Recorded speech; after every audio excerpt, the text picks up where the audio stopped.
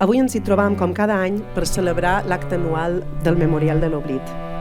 I som aquí per memòria. I és per fer justícia a la memòria que enguany retem un especial homenatge a la figura de Llorenç Beltrán Salvà. Fa ja massa anys que arreu de l'Estat, arreu de Mallorca i concretament a Inca, hi ha famílies, persones d'aquí pocs anys que ja durant un centenari, vàries generacions, vivint en silenci i en l'oblit. Les seves cadenes són silencioses.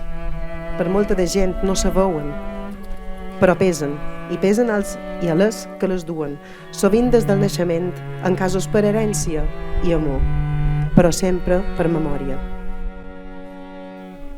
Vosaltres sabeu, si no ho sabeu ja vos ho diré, però sé que ho sabeu, quan una història on te dins un personatge, hi ha moments que és el personatge.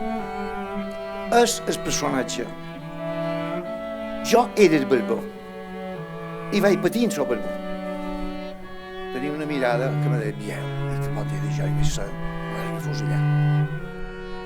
A dins la família se'n parlava molt poc, hi havia por. Va ser una època dolenta, molt dolenta, després de la guerra civil, etc.